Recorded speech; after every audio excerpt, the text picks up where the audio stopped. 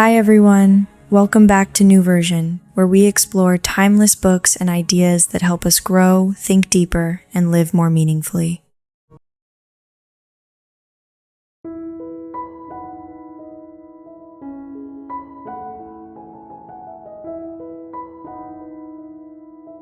Did you know that, in Greek mythology, when Pandora opened the fateful box, every suffering in the world escaped, except for one thing? Most of us have always believed that what remained inside was hope, the final gift that allows humanity to endure hardship. But one book made me question that entire story. Its author argues that the last thing left in Pandora's box was not humanity's greatest blessing, but its greatest burden. That thing was hope. It sounds completely backward, doesn't it? Yet the more I reflected on it, the more I realized something unsettling. As long as we hope for something, we also carry the quiet fear of losing it.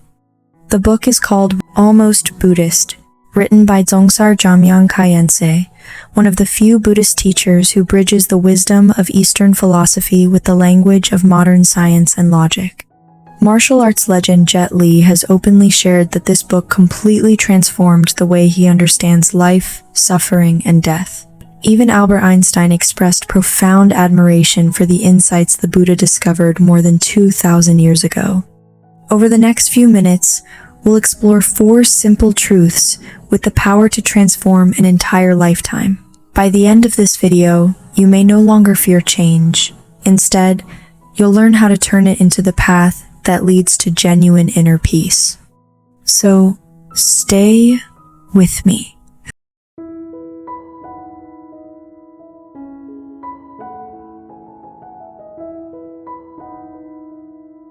Who is a true Buddhist? Before we explore the 4 truths, let me ask you a question. What do you think makes someone truly spiritual? Is it eating a vegetarian diet every day? Meditating for an hour each morning? Wearing traditional Buddhist robes? Chanting sutras? Or visiting a temple every week? Dzongsar Jamyang Khyentse offers a very different answer. He says that the essence of spiritual practice has nothing to do with outward appearances. What truly matters is whether a person has deeply accepted the 4 fundamental truths known as the 4 seals of the Dharma. I once had a friend who had been a devoted vegetarian for more than 10 years. Every evening, she faithfully chanted Buddhist scriptures. Yet whenever life failed to meet her expectations, she would still become angry, blame others, and cling tightly to everything she wanted to control. Outwardly, she appeared deeply devoted, but inwardly, she had not yet touched true right view. And that is exactly what this book reminds us. Don't become too attached to external rituals. Instead, focus on awakening the wisdom within yourself. So, what are these 4 profound truths? Let's begin with the very first one.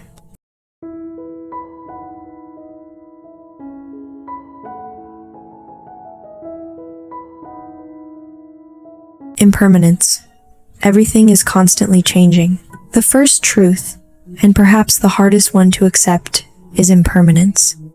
Impermanence means that everything depends on something else. Nothing exists independently, and nothing lasts forever. Even the person you are today is no longer the same person you were 10 years ago.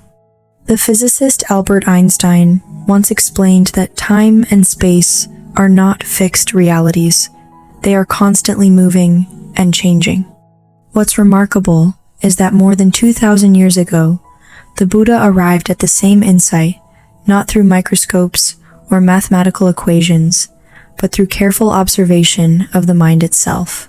Impermanence means change. Everything in this world is changing. That is the central message of this chapter. Just think about it.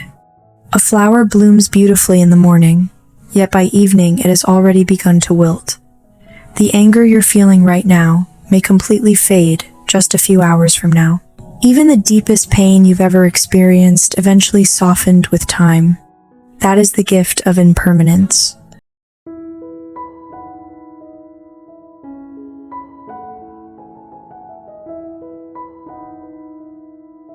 why impermanence is actually good news. At this point, you might be wondering, if every flower is destined to wither, why does it bloom in the first place? If every one of us will eventually die, why do we keep living? Why do we choose to love, to dream, and to build a life? And if everything is impermanent, what's the point of striving, of caring, or of creating anything at all? But this is where the beauty of impermanence reveals itself. Because everything changes, your pain is not permanent either. Every joy, every sorrow, every victory, and every loss is simply an experience passing through your life. We come into this world to love, to hate, to laugh, to cry, to give our whole hearts, and eventually to let go. There was a time when I lost someone who meant everything to me, my grandmother. I was only in middle school then. At the time, I truly believed that the pain would stay with me forever, that I would never be able to smile wholeheartedly again. But time kept moving. And little by little, I realized that impermanence itself had been healing me all along, quietly, gently, day by day, without me even noticing. If everything changes, then the despair you're carrying today will change as well. And if everything changes, then even the happiness you feel today will one day pass by in the blink of an eye. The lesson is surprisingly simple. Instead of resisting change, learn to loosen your grip on the things you cannot control. When a relationship comes to an end, or when you lose a job, don't ask, "Why is this happening to me?" Instead, ask yourself, "What is impermanence trying to teach me?" Whatever is meant to leave will leave, and whatever is meant to arrive will find its way to you. Somewhere ahead, something new is waiting, something worth looking forward to. Perhaps that's why we wake up every morning, to discover what the next chapter of this extraordinary story called life has in store for us.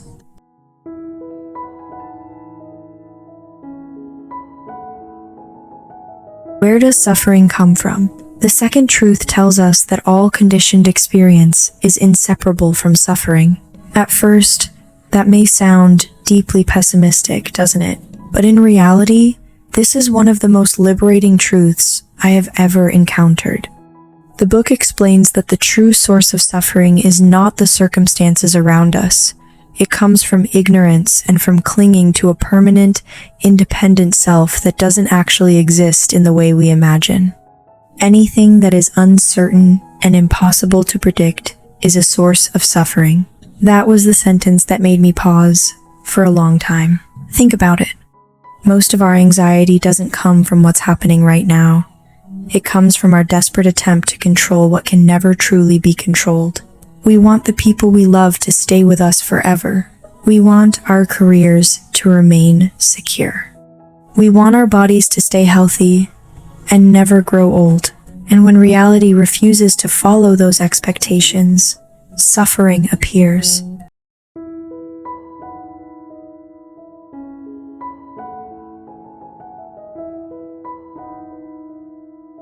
Practicing mindfulness to ease suffering. So, how do we break free from this endless cycle? The book offers an answer that sounds simple, but is far from easy. Practice mindfulness. Learn to recognize the illusory nature of the self. The psychologist Carl Jung once said, "Until you make the unconscious conscious, it will direct your life, and you will call it fate." I believe this expresses something remarkably close to what Buddhism has been teaching for centuries. Mindfulness begins with something very ordinary. Pause for a moment. Observe your emotions instead of letting them carry you away. The next time you feel angry or anxious, ask yourself one simple question. Is this emotion who I am, or is it simply passing through me? That single question can create a moment of stillness.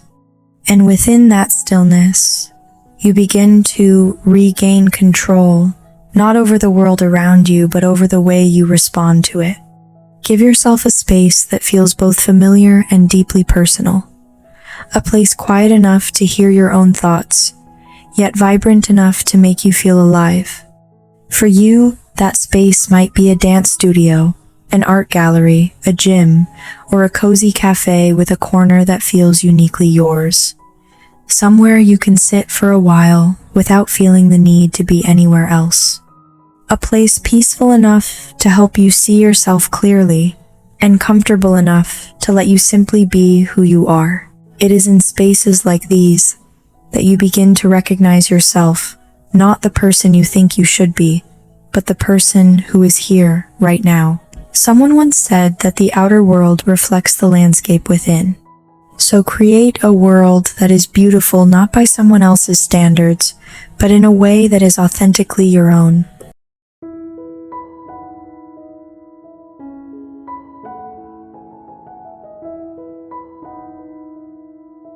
Emptiness. Everything arises through causes and conditions. The third truth is perhaps the most abstract but also the most beautiful. It is the teaching of emptiness. Emptiness does not mean nothingness, nor does it mean that nothing exists. Rather, it means that nothing exists independently or in complete isolation. Everything comes into being through countless causes and conditions coming together. When causes and conditions come together, things arise. When those causes and conditions fall apart, things pass away. Think about the cup of tea in your hands. It exists because tea plants grew from the earth. It needed rain, sunlight, the hands of the farmers who harvested the leaves, the people who processed them, the workers who transported them, and countless other conditions. Only when all of these came together did that cup of tea become possible. Not one of those elements, by itself, is the cup of tea. We are no different. Your identity is not something fixed or permanent. It has been shaped by your family, the people you've met, the experiences you've lived through, and every choice you've made along the way.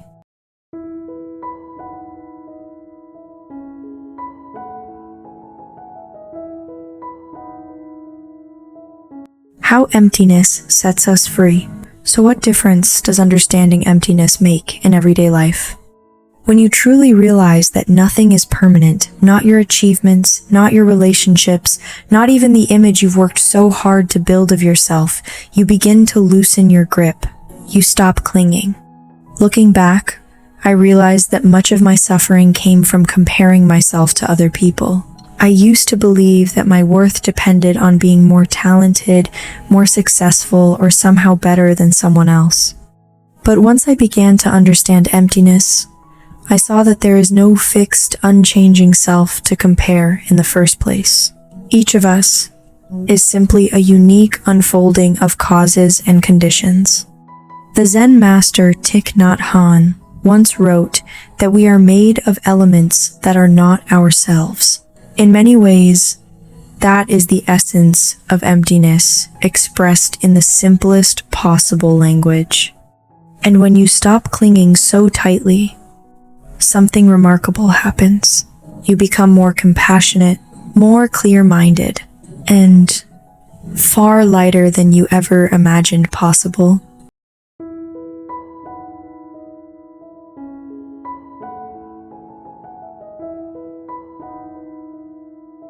Nirvana, freedom in this very life. And now we come to the fourth and final truth, Nirvana. Many of us imagine Nirvana as some distant place that can only be reached after death, or as a state reserved for great spiritual masters. But this book offers a completely different perspective. Nirvana is neither happiness nor unhappiness. It transcends all dualistic concepts. Simply put, Nirvana is the state of being free from illusion, free from ignorance, and free from the endless stories the mind tells itself. The most beautiful part is this: you don't have to wait until your next life to experience it.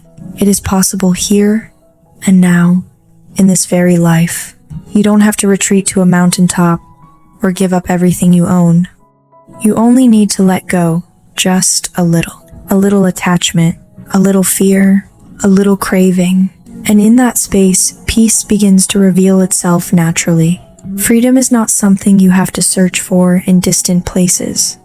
It has always been here, quietly waiting for you to return. And with that, we've reached the end of our journey through the 4 essential truths presented in Almost Buddhist. Impermanence reminds us that every pain will eventually change. Suffering invites us to look deeply into the root of our attachment. Emptiness teaches us to loosen our grip, allowing us to live with greater compassion, wisdom, and freedom. And Nirvana reminds us that peace is not somewhere far away. It exists right here, in this very moment. If today's video resonated with you, I'd love to hear from you. Leave a comment below and tell me, what are you trying to let go of in your life right now? And if you found this video meaningful, please consider giving it a like and subscribing to the channel. Your support allows me to continue sharing more books and timeless ideas that can help us heal, grow, and live with greater clarity. Before we part, I'd like to leave you with one final thought. Awakening is not a distant destination. It begins with you, with this breath, with this moment. Thank you so much for spending this time with me. Until next time, take good care of yourself. I'll see you in the next video.